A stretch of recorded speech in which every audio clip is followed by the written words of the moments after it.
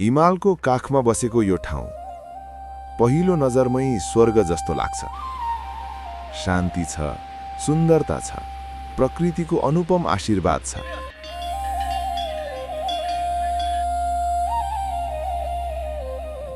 तर कहिलेकाहीँ सुन्दर दृश्यहरूले गहिरो सङ्घर्ष लुकाइरहेका हुन्छन्। खेतरो बिजनेस भनौँ न, सामान बोक्दा बिजनेस, तपाईँ कति इफेक्ट परेर? नहीं, थोड़ा परेशान छौँ।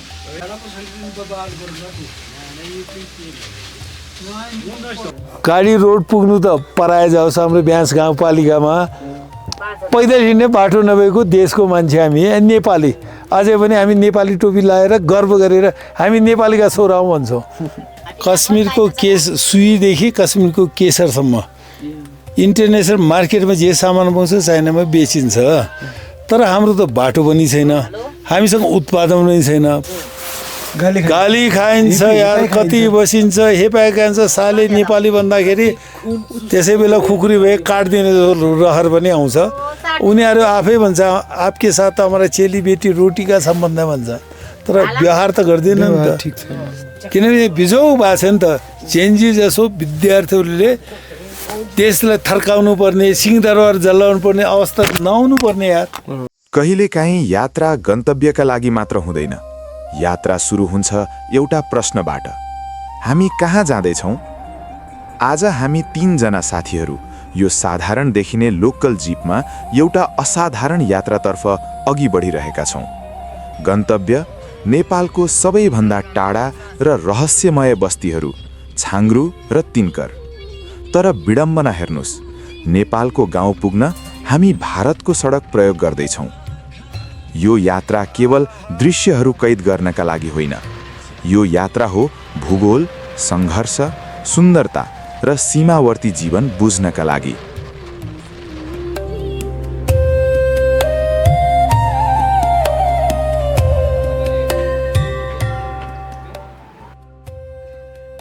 भारतको यो चिल्लो सडकमा यात्रा गर्दै गर्दा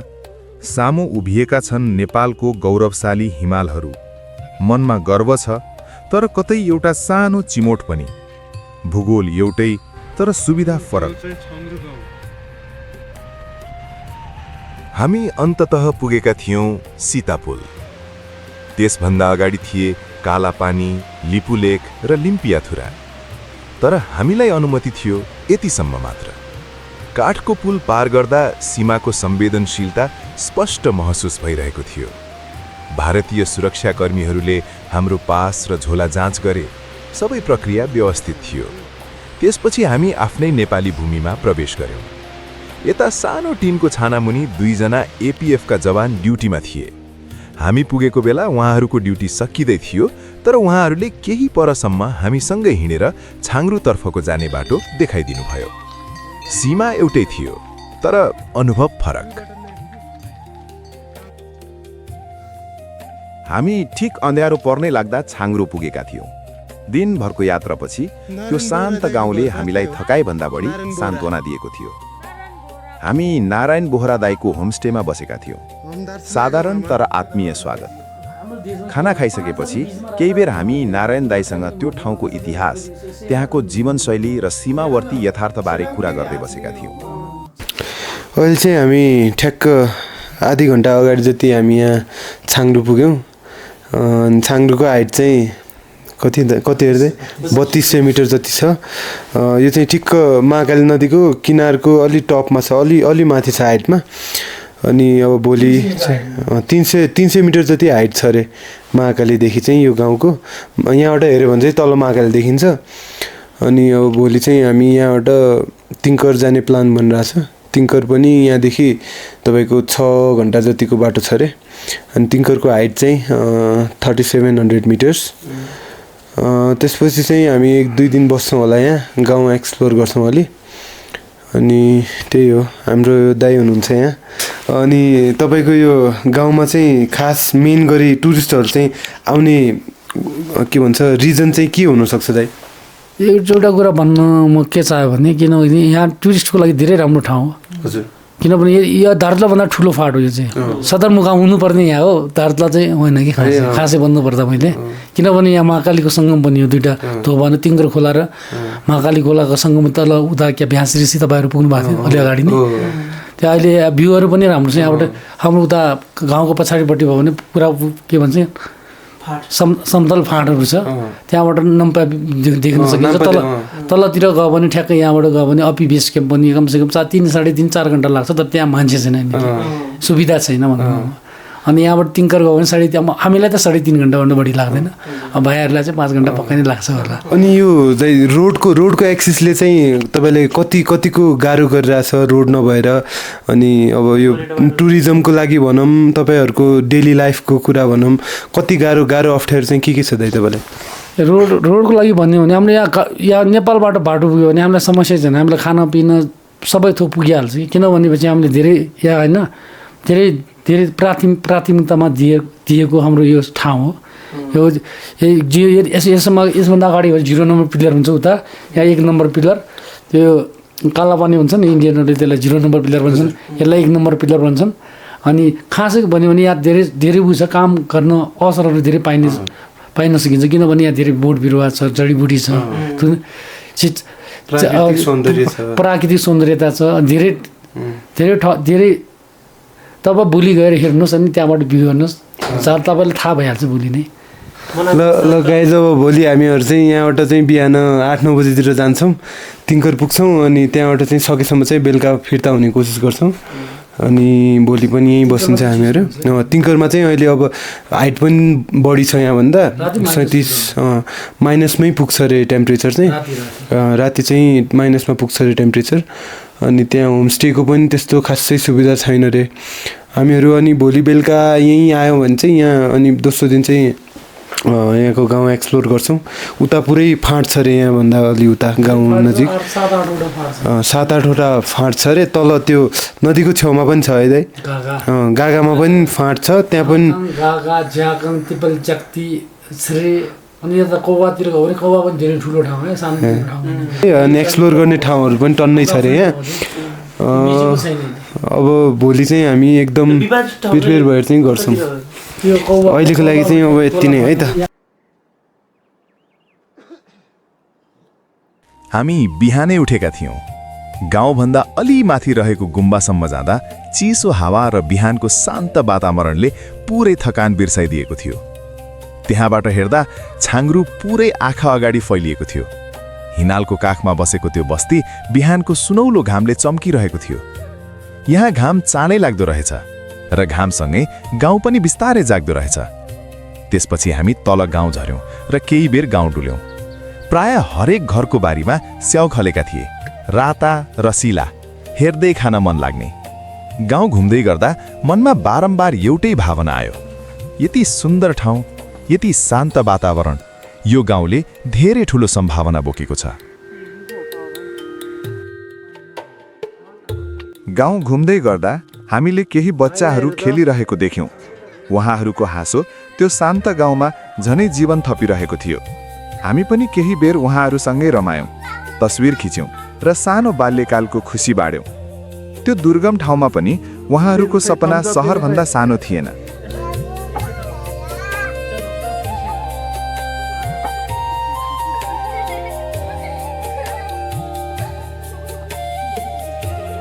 खाना खाइसकेपछि हामी फेरि यात्रातर्फ अघि बढ्यौं छाङ्ग्रोको आत्मीयता पछाडि छोड्दै हाम्रो पाइला अब तिङ्करतर्फ मोडिएको थियो आज चाहिँ हामी 10 बजेतिर चाहिँ हामी छाङ्ग्रोबाट अगाडि हिँड्यौँ तिङ्करको लागि यहाँबाट तिङ्कर चाहिँ 3 देखि 5 घन्टाको ट्र्याक छ अनि हामी चाहिँ अब 2-3 बजेतिर पुग्छौँ भन्ने हामीलाई लागिरहेछ यहाँ चाहिँ हाम्रो एपिएफको पोस्ट पनि रहेछ अनि यो एपिएफको एउटा पोस्ट यहाँ छ अनि एउटा पोस्ट चाहिँ तिङ्कर गाउँभन्दा अलि माथि छ अरे 2-3 घन्टा माथि अनि अहिले हामी यहाँबाट हिँडिरहेछौँ यहाँ होमस्टेको पनि व्यवस्था छ एकदम राम्रो गाउँ पनि एकदम सुन्दर छ फाँटहरू छ यहाँ एउटा फाँट छ त्यहाँ माथि एउटा फाँट छ अनि मेरो पछाडि यो माथि पनि फाँट नै हो पुरै अनि टक्क यो के अरे अपी नाम्पाको पछाडि ब्याक साइड यो बेस क्याम्प पनि राम्रो देखिन्छ यहाँबाट एकदमै यो ठाउँ चाहिँ प्राकृतिक सौन्दर्यताको हिसाबले एकदमै राम्रो छ प्लिज सबैजना आइदिनुहोस् घुमिदिनुहोस् हाम्रो दार्चुला एकदमै राम्रो छ थ्याङ्क यू हामी तिनकर खोलामा बनेको झोलुङ्गे पुल तरेर खोलाकै किनारै किनार अघि बढिरहेका थियौँ खोलाको आवाज र उकालो बाटोले यात्रालाई अझै चुनौतीपूर्ण बनाइरहेको थियो केही माथि नेपाल प्रहरीको सानो पोस्ट पनि रहेछ सीमावर्ती जीवन यहाँ सधैँ सतर्कतासँगै बाँचिरहेको महसुस हुन्थ्यो त्यसभन्दा केही माथि पुगेर हामी केही बेर आराम गर्न बसेका थियौँ केही बेला तिनकरबाट घोडा र चौरी गाईमा त्यहाँ उत्पादन भएको खाद्यान्न बोकेर छाङ्ग्रुतर्फ झर्दै गरेको एउटा परिवारसँग भेट भयो हामीले केही बेर उहाँहरूसँग कुरा गर्यौँ त्यो दृश्यले स्पष्ट देखाइरहेको थियो यहाँ जीवन अझै पनि परिश्रम र आत्मनिर्भरतालाई साथ लिएर अघि बढिरहेको छ जस्तै पानीमा राख्यो भने यो हरियो नै रहन्छ के जस्तै भिन्ती भन्छ नि त हो त्यसमा राख्नुलाई कस्नोमा राख्नुको लागि पानी राखेर अनि पूजा गर्ने पूजामा ए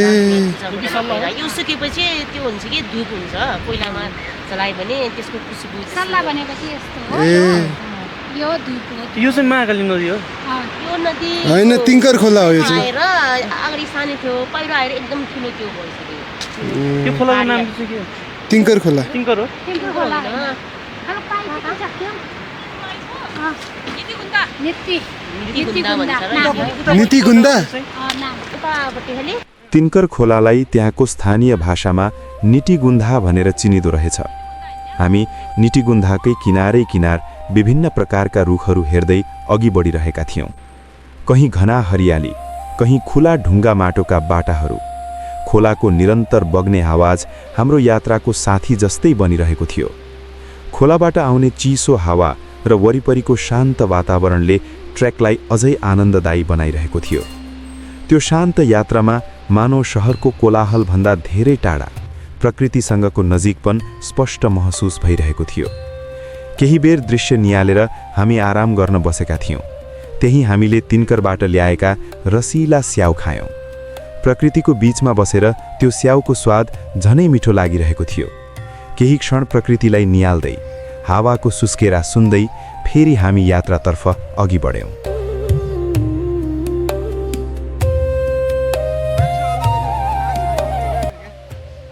हामी एउटा सानो खाजा पसलमा पुगेका थियौँ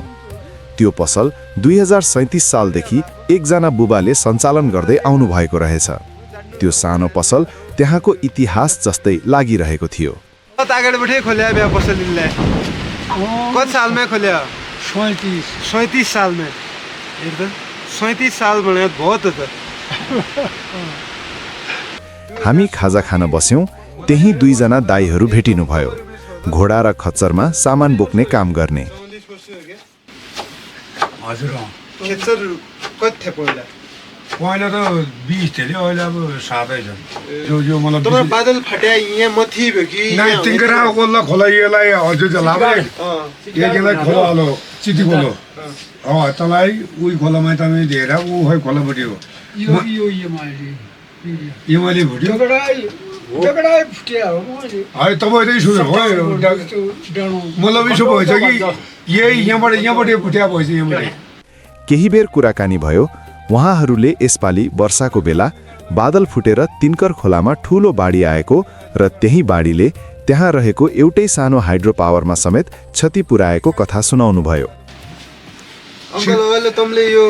इन्डियाबाट बाटो बने पछाड भेग्या परिवर्तन के क्या छ नि हाम्रो यो छाङ्ग्रु तिनकरमा के क्या चेन्जेस आए इंडिया खुले तम रानको अब जाहिर खेचरो बिजनेस भनौँ सामान बोक्दा बिजनेस तपाईँ कति इफेक्ट भयो नहीं थोड़ा परेशान छौँ है परेशान भन्ने कसो छ कि अब परमै साइन गरेर जा पास बाई चान्स खेचार बाज जान्छ जान्छ पास नभए उता जा उन जान्न दिन कुरा बिस्तारै सडकतर्फ मोडियो नेपालतर्फ बाटो नहुँदा भारत हुँदै हिँड्नु परेको पीडा उहाँहरूले खुलस्त सुनाउनुभयो मानिस मात्र होइन घोडा खच्चरलाई समेत पास चाहिने व्यवस्था रहेछ त्यो प्रक्रियामा भोग्नु परेको दुःख र कहिलेकाहीँ हुने हेपाइका अनुभवहरू उहाँको आवाजमा महसुस भइरहेको थियो। परिवर्तन त उसरी अगाडिबाट बढियो भने चाहिँ ठाउँहरू अनेक चिज जमाएँ लेकिन त खै परेशानी यो छ कि हामीलाई वारिपारि झनै लगा अगाडिको जस्तो नाप्दैन अहिले जलाउन चलो बडो परेशानी गरिरहेको तमुन मत काला पानी लिपुले तातिर कहाँ पुगिरहेछ म त तयबाट त पुरा उहाँ बोल्यो ताङ्लाकोट ताङ्लाकोट तय काला पानीबाट ताङ्लाकोट ताबाट ठेले रोड भयो जाने रोड भयो यही निको रोड छ रोड त निको भेल ट्रेक खोल्या भयो उहाँले अब यो अघिल्लो सालबाट अगाडि खोलिएको थियो बिचमा चाइनाले मतलब इन्डिया के पो गडबड भयो त हिसाबमा खोलिएको थियो अब अघिल्लो सालबाटै खोल्थ्यौँ मन लाग्यो मलाई। यहाँ सुन नेपालमा हाम्रो जो गरिरहेछ कि अगाडि हामी पुरा उहाँ जान्थ्यो ताङ्लाकोट हो अब अहिले सापुमै बनाइरहेछ घर क्यामेरा लगाए पनि हमारा धुराईमै लगाइरहेछ हमारा बर्डरमै लगाइरहेछ क्यामेरा पर धारामा गएपछि तलदेखि को मान्छे आउँछ भने पर बनाइदियो पर उयो टाढामा लगाइरहेछ हजुर तलपट्टि केबुल तार ल्याएपछि मुभी त नै हेरेँ त केबुल तार कसो भएछ भनेपछि पुरोमा हेऱ्यो त पुरो क्यामेरा भएछ अब अन्दाज त मुभी गर्दै भयो निगरानी राख्दै लेखा क्यामेरा राखेको भयो अघिल्लो साल कसो भयो कि हजुर गुरु अघिल्लो साल कसो भयो कि जसो हाम्रो यो बोर्डर छ यो बोर्डर भयो नि अब 100काले जी100को भने तल उमाइ छ कि भन्यो गागामाई तैँले बोर्डरका जो हाम्रो यो बोर्डर छ एमआई राखेको त केही नै भनेर उसले आउँछ क्या भएछ माल अब उहाँका गस्तीवाला यान गस्तीवाला आउँछ के भन्छ कि यार यो माल देख्छ अरे तुरन्त यहाँबाट फोन गर्छ छाङ्गुर पर्नु चाहिँ रातोरात तिङ्गरपट्टि लेबर बोलाएपट्टि ऊ माल यहाँबाट उसले यहाँ निकाल्यो सीमा लाइन भयो ओरन राखेको भयो परन रात लगाएछ रातोरात तुरन्त भन न त आग लगाइदिनु भन्ने भयो उनीहरू के जाने हो त लेकिन आज सचनमा मैले अस्ति हामी कति 3 बजे रात पछि आउँ पास खेर भन्छ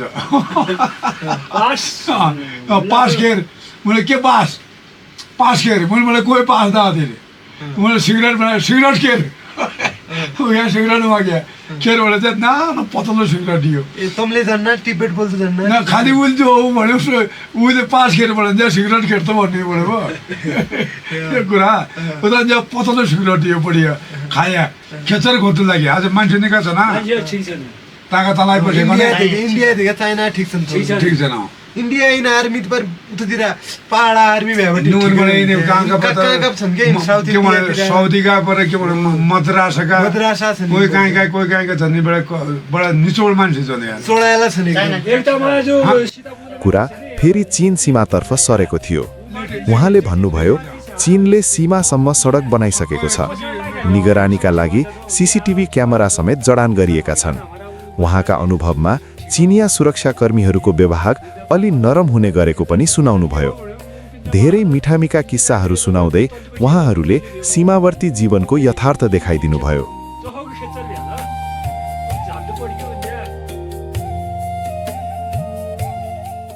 केही बेरपछि हामी फेरि तिनकरतर्फ अघि बढ्यौं। बाटोमा बिहान छाङ्ग्रु झर्दै गरेका ती दाइहरू फेरि भेटिनुभयो। उहाँहरू सामान पुर्याएर फर्किसक्नु भएको थियो। हामी भने उहाँहरूको अगाडि कछुवाको गतिले अघि बढिरहेका थियौं। तर केही बेरको उकालोपछि हामी अन्ततः तिनकर पुगेका थियौं। त्यो सुन्दर गाउँ पुग्दा बाटोभरिको थकान एकाएक हराए जस्तो लाग्यो।